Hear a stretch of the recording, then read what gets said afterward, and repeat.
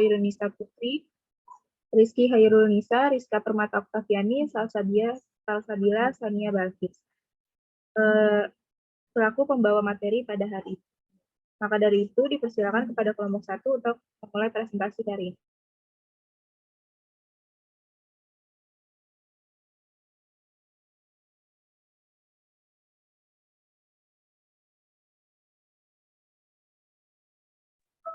Pembahasannya ada definisi IT, prinsip IT, tujuan IT, TAN IT, sistem IT, dan komponen IT.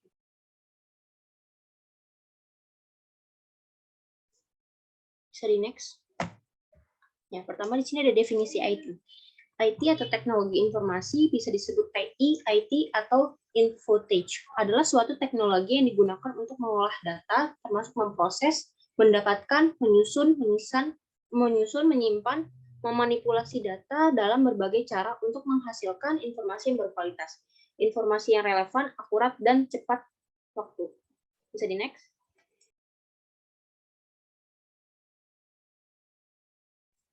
Selanjutnya ada prinsip IT. Yang pertama tuh prinsip efektif dan efisien. Penggunaan TIK harus memperhatikan manfaat dari teknologi ini dalam hal mengefektifkan belajar, meliputi pemerolehan ilmu, kemudahan, dan keterjangkauan, baik waktu maupun biaya. Dengan demikian, penggunaan TIK yang justru membebani akan berakibat tidak berjalannya pembelajaran secara efektif dan efisien. Yang kedua itu prinsip optimal. Dengan menggunakan TIK, paling tidak pembelajaran menjadi bernilai lebih daripada tanpa menggunakannya. Nilai lebih yang diberikan TIK adalah keluasan cakupan, kekinian atau up-to-date, kemodernan, dan keterbukaan. Yang ketiga, prinsip menarik. Dalam prinsip ini, pembelajaran di kelas akan lebih menarik dan memancing keingintahuan yang lebih. Pembelajaran yang tidak menarik dan memancing keingintahuan yang lebih akan berjalan membosankan dan kontraproduktif untuk pembelajaran. Yang keempat, yang terakhir, prinsip merangsang daya kreativitas berpikir pelajar. Dengan menggunakan TIK, tentu saja diharapkan pelajar mampu menumbuhkan kreativitasnya dengan maksimal yang terdapat di dalam diri mereka. Seorang anak yang mempunyai kreativitas tinggi tentunya berbeda dengan pelajar yang mempunyai kreativitas rendah. Pelajar yang mempunyai kreativitas tinggi tentunya akan mampu menyelesaikan permasalahan dengan cepat dan tanggap terhadap permasalahan yang muncul. Sedangkan peserta didik yang berkreativitas rendah terlihat kurang menanggapi permasalahan dalam pembelajaran. Peserta didik yang kurang kreativitas tidak akan bisa dengan cepat menyelesaikan tugas, dan apabila kesulitan dalam membuat tugas, pelajar tersebut terlambat reaksinya untuk bertanya pada orang lain. Selanjutnya,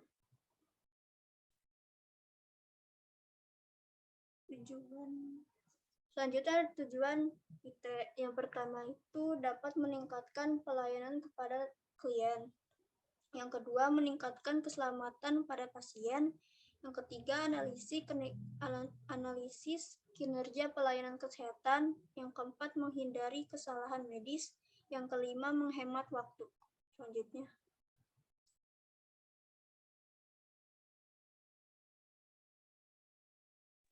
Baik, di sini ada peran kita.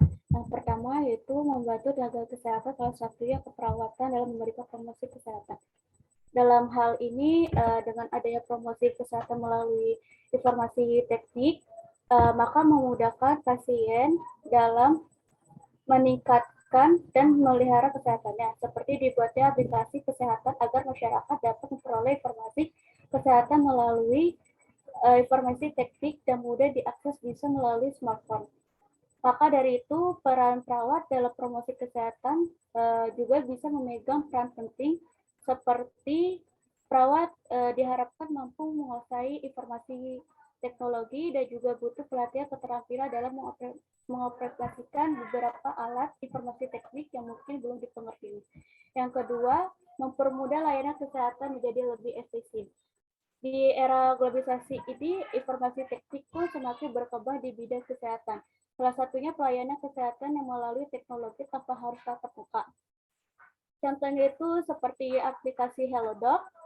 Melalui aplikasi HelloDoc ini, kita sebagai tenaga kesehatan dapat memberikan kondisi klinis terkait kesehatan melalui chat dengan pasien.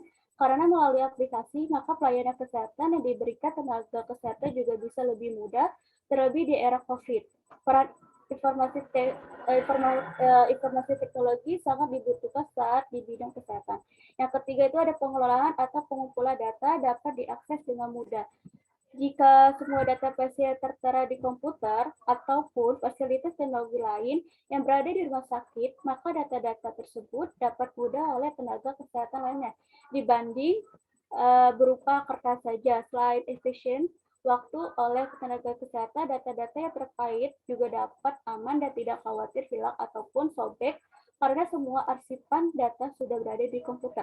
Yang keempat ini ada memberikan kemudahan pasien dalam mendapatkan pelayanan. Pelayanan secara online sudah diterapkan di beberapa rumah sakit. Seperti pertama, pasien dapat mendaftar secara online, lalu membuat janji dengan dokter terkait dan dapat berkonsultasi dengan waktu yang telah disepakati. Yang kelima, itu ada dapat meningkatkan derajat kesehatan masyarakat melalui teknologi. Melalui teknologi seperti smartphone dan dengan akses yang mudah, maka kesehatan masyarakat akan meningkat. Semakin berkembangnya teknologi, alat-alat kesehatan, maka semakin mudah pula tenaga kesehatan dalam mendiagnosa ataupun menangani pasien. Contohnya, banyak yang kita lihat di rumah sakit seperti CT, scan dalam bagian radiologi, SMR dalam pelayanan jantung, hemodialisis untuk cuci darah, dan masih banyak lagi. Boleh di next slide berikutnya. Sistem IT. Sistem pelayanan di bidang kesehatan merupakan bagian penting dalam meningkatkan derajat kesehatan.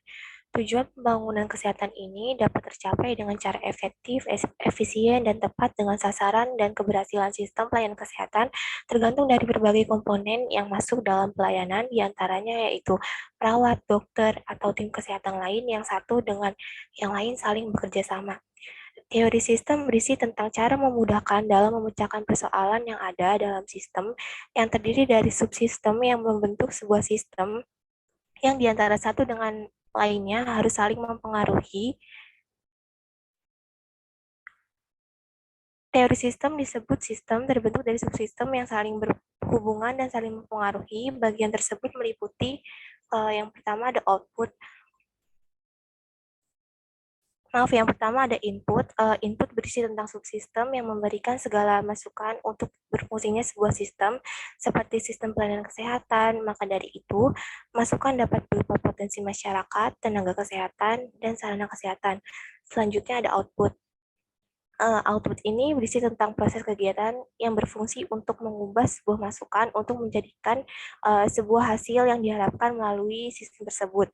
Sebagaimana contoh dalam sistem pelayanan, maka yang dimaksud proses adalah berbagai kegiatan dalam pelayanan kesehatan. Selanjutnya adalah dampak. Dampak berisi akibat yang dihasilkan sebuah hasil dari sistem yang terjadi relatif lama waktunya, kemudian setelah hasil dicapai, sebagaimana dalam sistem pelayanan kesehatan memiliki dampak yang akan menjadikan masyarakat sehat dan mengurangi angka kesakitan dan kematian karena pelayanan terjangkau oleh masyarakat. Selanjutnya, umpan balik. Umpan balik berisi tentang suatu hasil namun sekaligus menjadikan masukan, dan ini terjadi dari sebuah sistem saling berhubungan dan saling mempengaruhi. Umpan balik dalam sistem pelayanan kesehatan dapat berupa kualitas tenaga kesehatan yang juga dapat menjadikan input yang selalu meningkat. Selanjutnya, lingkungan. Lingkungan berisi semua keadaan di luar sistem, tetapi dapat mempengaruhi pelayanan kesehatan sebagaimana dalam sistem kesehatan. Lingkungan dimaksud dapat berupa lingkungan geografis atau situasi kondisi sosial sekitar masyarakat seperti institusi dari luar pelayanan kesehatan. Selanjutnya ada komponen IT. Pertama ada perangkat lunak atau software. Media ini menjadi penghubung antara operator dan perangkat keras. Perangkat lunak ini bekerja dengan mengoptimalkan fungsi hardware, lalu menerjemahkan berbagai jenis instruksi yang diberikan lewat operator. Lalu software ini dibagi menjadi dua, ada software sistem sistem dan software aplikasi. Software sistem ini berfungsi untuk menjalankan aplikasi. Contohnya itu seperti Linux, Windows, Unix, dan lain sebagainya. Untuk software aplikasi ini digunakan pada perangkat elektronik atau OS yang berfungsi untuk memaksimalkan kinerja komputer seperti Photoshop, Microsoft Office, dan lainnya. Lalu ada perangkat keras atau hardware. Perangkat keras ini mencakup segala peralatan fisik yang dipakai dalam sistem teknologi informasi atau berupa perangkat komputer yang digunakan oleh user atau operator. Contohnya itu seperti memory card, prosesor, kabel data, dan lain-lain. Selanjutnya yang ketiga ada orang atau brainware. Brainware ini berupa pemakai, pemelihara, dan pembuat sistem. Jadi kalau nggak ada brainware ini, sistem teknologi informasinya itu nggak bisa dijalankan. Contohnya itu seperti programmer. Lalu ada fireware. Fireware ini salah satu media yang dapat digunakan sebagai tempat penyimpanan data dalam komputer secara permanen. Dan yang terakhir ada infoware. Infoware ini kumpulan dari satu atau banyak dokumentasi yang berasal dari data atau informasi yang berhasil disaring atau dikumpulkan. Terima kasih, saya kembalikan kepada moderator.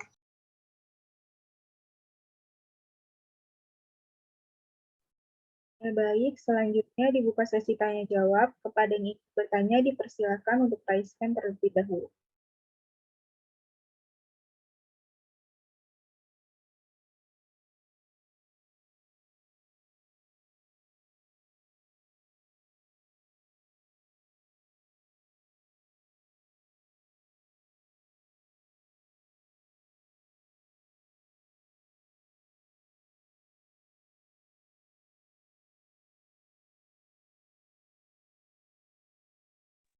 Ya baik, kepada Elsa dipersilakan.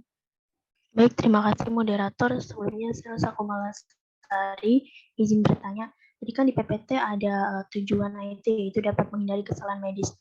Namun apakah penggunaan IT ini sudah pasti terjamin kebenaran dalam pelayanan kesehatan? Adakah contoh penggunaan IT dalam keperawatan ini yang justru sebaliknya dari yang tertera di PPT tadi? Seperti itu. Terima kasih. Ya, terima kasih untuk pertanyaannya ditampung terlebih dahulu. Selanjutnya kepada Novia dipersilakan. Ya baik, terima kasih kepada moderator. Sebelumnya perkenalkan nama saya Novia Stenisi, izin bertanya kepada kelompok. Di dalam sistem ilmu teknologi tadi disebutkan bahwa sistem yang terbentuk saling berkaitan dan berhubungan. Apakah bisa disebutkan contoh dari dampak sistem IT yang terbentuk dan saling berkaitan itu? Terima kasih. Ya baik, jika sudah tidak ada yang bertanya lagi, untuk kelompok bisa menjawab.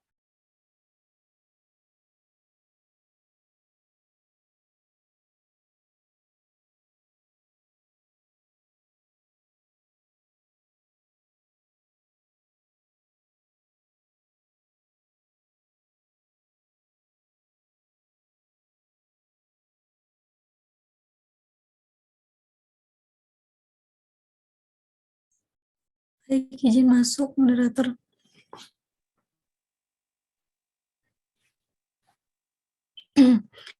Saya ingin menjawab pertanyaan dari Novia.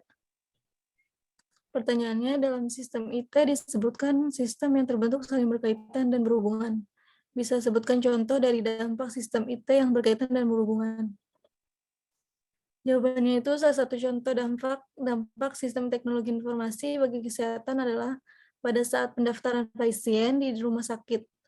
Dulu awalnya pendaftaran masih sangat manual, hanya menggunakan kertas dan pulpen.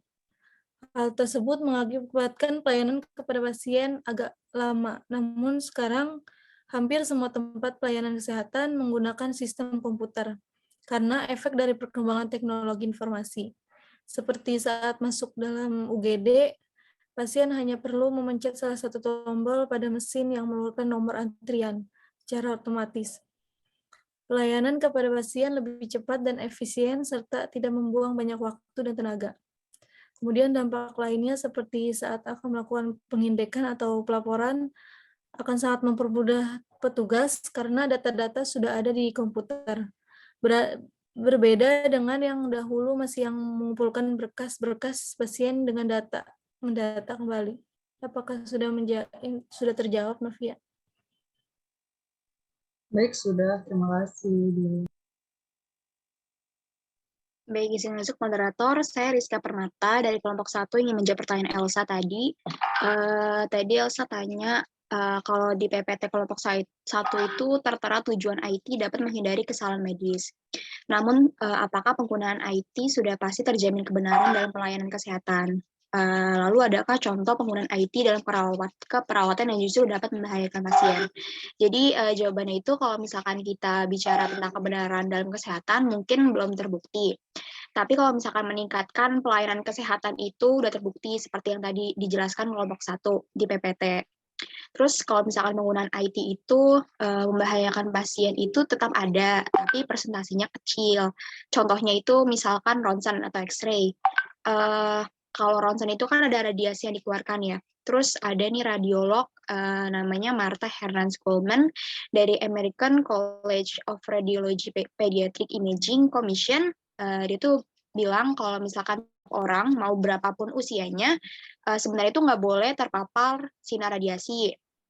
Lalu pada pemeriksaan CT scan atau ronsen itu kan ada radiasi sinar X tinggi ya. Terus beberapa peneliti itu tuh juga bilang kalau paparan radiasi tingkat tinggi itu bisa berbahaya, bahkan merusak sel-sel tubuh gitu. Jadi mungkin berbahaya bagi pasien, tapi presentasinya itu nggak terlalu besar. Seperti itu, Elsa. Apakah sudah terjawab? Baik, terima kasih jawabannya Rizka. Iya, baik. Dikarenakan semua pertanyaan sudah dijawab, demikian presentasi dari kelompok 1. Untuk selanjutnya, saya serahkan kepada Ibu Esta. Terima kasih. Oke, baik. Mungkin tadi sudah disampaikan juga oleh teman Anda beberapa hal mengenai IT ya. IT nanti saya menggabungkan dari IT menjadi sistem informasi ya. Mungkin bisa Fauzia bantu Ibu share screen. Iya, Ibu. Sebentar.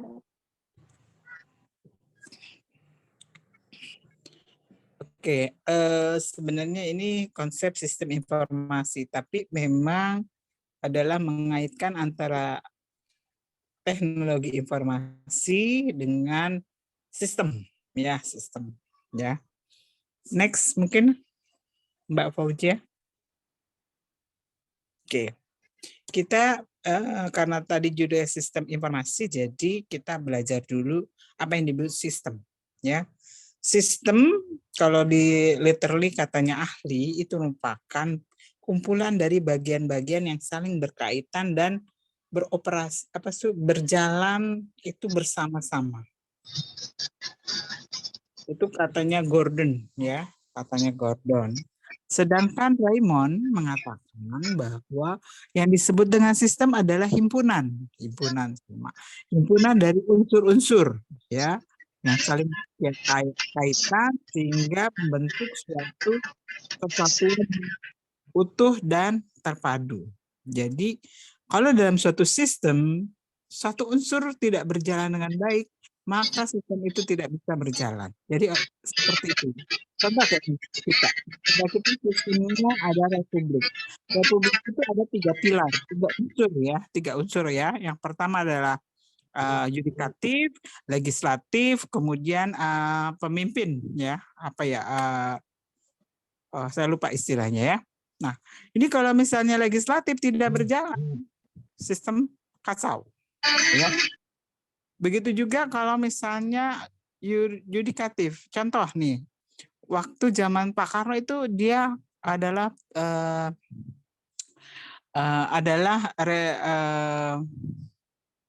demokrasi terpimpin, artinya nggak ada peran dari legislatif ya, itu kan jadi kacau juga ya. Nah, mungkin zamannya Pak Harto ya banyak banyak korupsi, banyak KKN segala macam, fungsi yudikatifnya nggak jalan. Nah, itu juga jadi kacau ya. Jadi yang namanya sistem itu kumpulan dari unsur yang saling berkaitan. Ya, sehingga kalau misalnya salah satu unsur tidak berjalan ya, atau tidak berfungsi, itu akan mengganggu kerja dari sistem. Next, lanjut, Fauzia. Oke. Jadi sistem dibangun tentu saja mempunyai tujuan dan sasaran. Apa sih sasaran? Kenapa sistem ini dibangun? Sama seperti sistem informasi yang ada di rumah sakit, ya. Apakah itu sistem informasi keperawatan atau itu sistem informasi kesehatan, itu dibangun dengan suatu tujuan, ya. Suatu tujuan atau sesuatu yang ingin dicapai, ya. Sehingga kalau sistem itu berhasil, artinya sistem tadi sudah sesuai dengan tujuan atau sasaran. Ya. Oke, next, lanjut. Nah, ini karakteristik kalau kita membangun suatu sistem. Yang pertama adalah adanya komponen, dan kemudian ada batas kerja dari sistem, ya. Jadi ada batasannya sistem ternyata. Kemudian lingkungan di luar sistem yang nanti bisa mempengaruhi, kemudian penghubung ya antar unsur satu dengan unsur lainnya yang namanya interface. Kemudian ada input, ada keluaran, output, ada pengolahan, proses, dan tentu saja ada sasaran atau goals ya. Oke, kita lihat satu persatu. Silakan Fauzia. Oke. Yang disebut komponen, jadi yang disebut komponen adalah sejumlah unsur atau komponen yang saling berinteraksi ya. Nah, komponen-komponen biasanya terdiri, kalau di dalam sistem itu ada yang namanya subsistem. Ya, subsistem atau subbagian. Nah, itu yang disebut dengan komponen, ya. Nah, setiap sistem tadi memiliki fungsi khusus dan secara khusus juga mempengaruhi kerja dari sistem atau kerja dari keseluruhan unsur yang ada di dalam sistem. Oke, jadi ada subsistem atau subbagian yang kita sebut dengan komponen. Lanjut. Nah, yang disebut boundaries atau batas sistem adalah daerah yang membatasi kerja dari sistem atau daerah yang lingkungannya berbeda dengan sistem atau kita sebut lingkungan luar. Jadi ada boundaries, ada batasan. Ya, sama seperti Republik Indonesia, dia bekerja sistemnya yang di Republik Indonesia, tidak bisa bekerja di lingkungan lainnya, misalnya di negara Malaysia yang nggak bisa karena memang dia punya batas kerja dari sistem. Ya, lanjut. Nah, ini environment. Environment adalah lingkungan luar, ya. Kadang lingkungan itu bisa menguntungkan sistem, kadang bisa merugikan, ya. Contohnya kalau di dalam sistem informasi lingkungan luar itu contohnya misalnya adalah ya aplikasi sistem lainnya. Ini kalau misalnya rumah sakit X mempunyai sistem informasi begini, kemudian ada aplikasi Y yang punya rumah sakit sebelah misalnya. Nah, itu bisa mempengaruhi dari kerja sistem. Ya. Bisa pengaruhnya merugikan, misalnya timbul yang namanya virus ya. Kemudian kerja servernya menjadi down ya. Yang merugikan yaitu yang merugikan. Yang menguntungkan misalnya adalah kita menggunakan aplikasi yang masih sejalan cara kerjanya. Misalnya kalau ada beberapa aplikasi yang kalau dimasukkan Windows itu bisa masuk ya, synchronize dia. Tapi kalau ada aplikasi tertentu yang dia tidak synchronize ke dalam Windows, nah itu biasanya mengganggu kerja dari laptop Anda biasanya ya. Oke. Lanjut. Nah, ini penghubung atau interface. Interface adalah media penghubung antar subsistem. Ya, biasanya daya mengalir dari sumber nanti masuk ke dalam subsistem. Ya, Kemudian di dalam penghubung juga ada yang disebut dengan, jadi keluaran dari subsistem lain bisa menjadi input untuk subsistem lainnya. Ya. Oke. Itu namanya interface. Lanjut. Nah, kemudian input. Input adalah energi masukan dalam sistem. Ya. Bisa berupa maintenance input atau sinyal input. Ya. Nah, biasanya ya energi atau masukan sistem ini memungkinkan sistem bekerja dengan baik. Ya. Dan menghasilkan keluaran atau output. Lanjut. Nah, ini luaran atau output. Output adalah energi yang diolah dan dihasilkan sebagai keluaran yang berguna, juga bisa sebagai sisa ya, atau ya tidak terpakai ya bisa. Luaran dapat berupa masukan untuk sistem lain. Tadi kayak interface ya. Oke, lanjut. Nah, ini proses di dalam suatu sistem ada yang namanya pengolahan. Ya, pengolahan itu adalah merubah masukan menjadi keluaran. Ya, contohnya misalnya suatu sistem produksi dia mengolah masukan berupa bahan baku. Ya, setelah diolah bahan baku keluar menjadi berupa barang jadi. Itu yang namanya proses pengolahan. Ya, kalau misalnya di akuntansi yang mengolah data-data. Ya, itu. Lanjut. Nah, ini sasaran atau goals tadi sama ya. Semua sistem mempunyai sasaran atau objektif ya. Kalau sistem tidak punya sasaran, dia nggak bisa mengerjakan apa ya. Jadi kalau kita membangun suatu sistem, kita harus tahu ya sasaran kita tuh apa yang mau dicapai dari kerja sistem. Next, lanjut. Oke, tadi kita sudah bicara mengenai sistem. Ya, sekarang kita bicara mengenai informasi. Ya, informasi adalah suatu data yang dapat diolah menjadi bentuk lain yang lebih berguna dan berarti bagi yang membutuhkan atau yang menggunakannya atau yang menerimanya. Ya, jadi informasi adalah masukan atau data ya yang nanti diolah. Ya, contohnya aja, Anda dapat informasi selama ini lewat apa? Lewat WhatsApp, ya. Misalnya temannya menginformasikan sesuatu, Anda membaca, ya. Itu ada proses pengolahannya, pengolahan informasi tadi, ya, di dalam otak Anda. Oh, ya ini informasi penting. Oh, informasi ini harus saya teruskan. Atau informasi ini sebagai warning terhadap saya.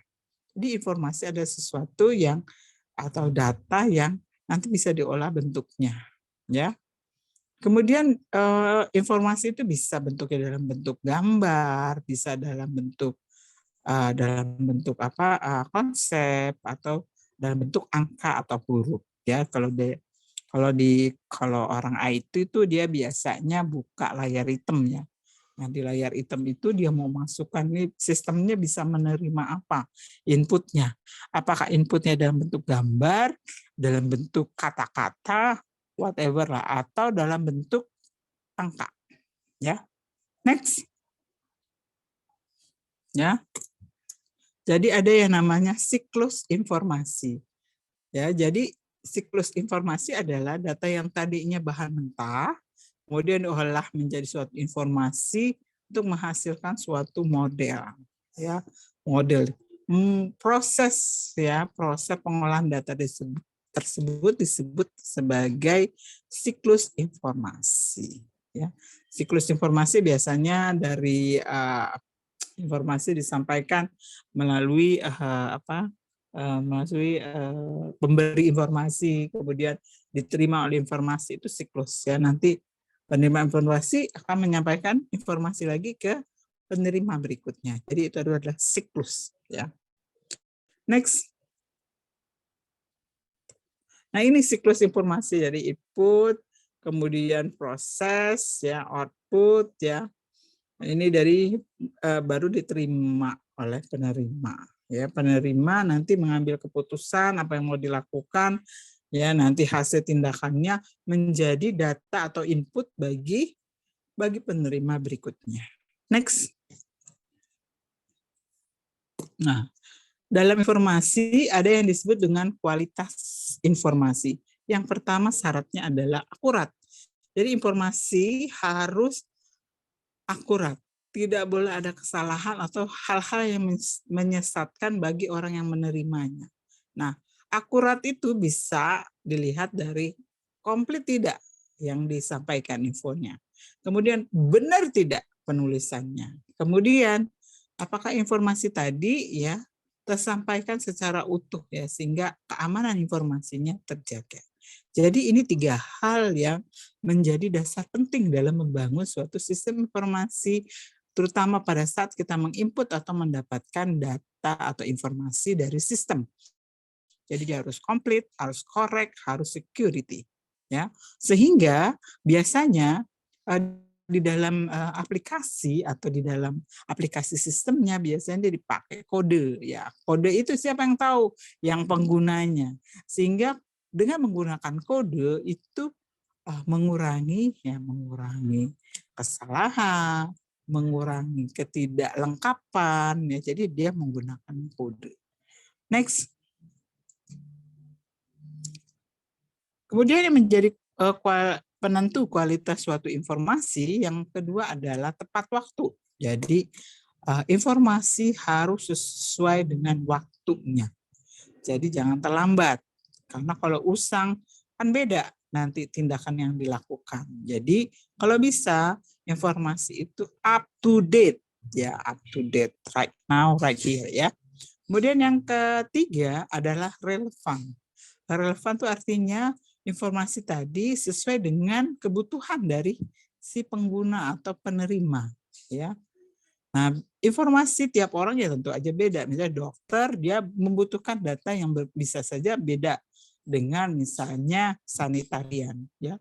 Mungkin beda juga misalnya dengan orang gizi ya, nutrition ya. Jadi beda-beda, ya. Next. Yang keempat adalah ekonomis. Ya, ekonomis ini dipandang dari kecilnya biaya yang dikeluarkan, tetapi informasi yang didapatkan lebih banyak untungnya. Nah, ini sebenarnya sih dilihatnya dari biaya. Ya, ekonomis dari segi biaya, efektif dari segi penggunaan. Ya, mungkin itu. Lanjut. Nah, ini definisi sistem informasi. Jadi tadi kan sistem informasi apa. Sekarang yang dimasukkan dengan sistem informasi. Sistem informasi adalah suatu pengorganisasian informasi yang mempertemukan pengolahan atau transaksi ya, transaksi informasi secara harian ya. Ya, biasanya ini berlangsung di suatu organisasi yang tentu saja ada segi manajerialnya, ya, segi manajerialnya. Terkadang informasi yang ada di dalam sistem bisa juga digunakan oleh pihak luar, ya, misalnya untuk data laporan di Kemenkes itu ada laporan setiap tahunnya.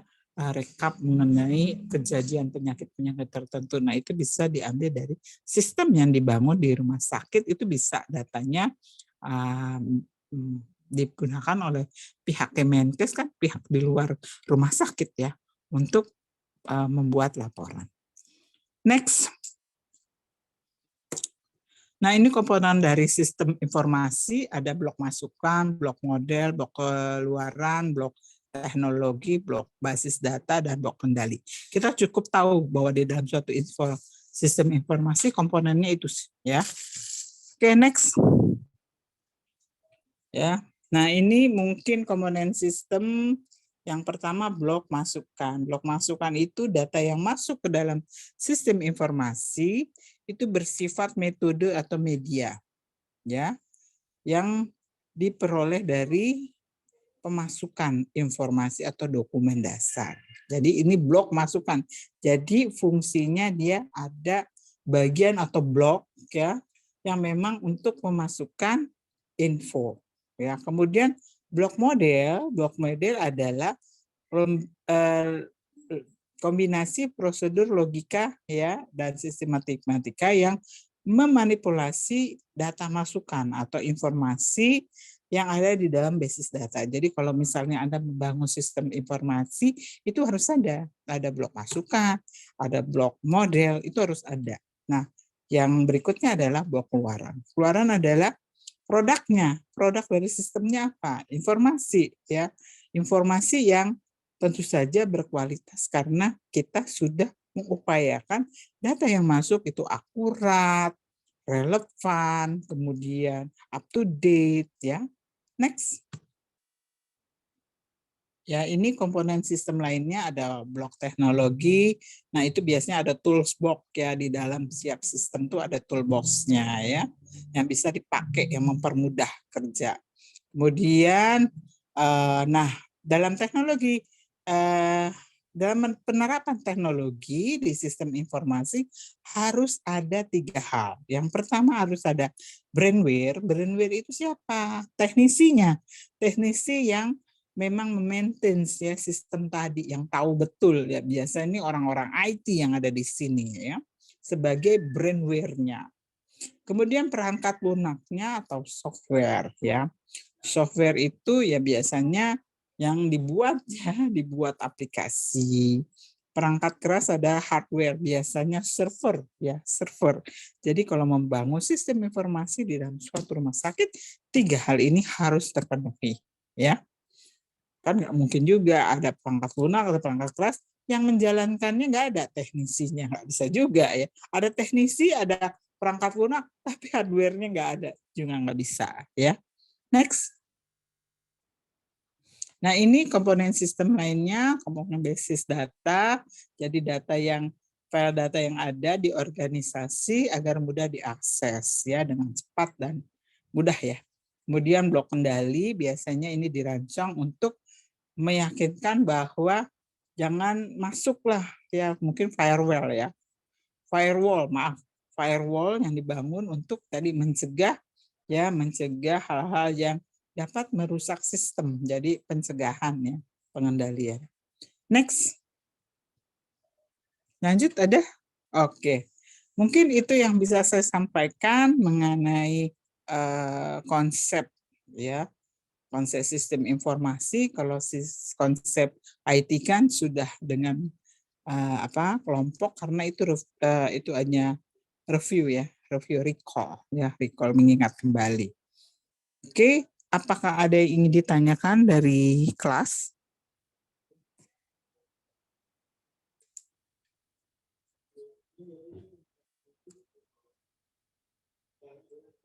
Oke.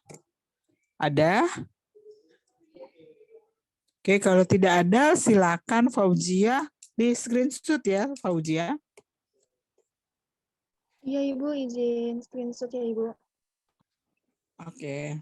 Ditutup aja share screen-nya. Ya, Ibu izin untuk screenshot. Untuk teman-teman yang belum on cam bisa on cam terlebih dahulu ya.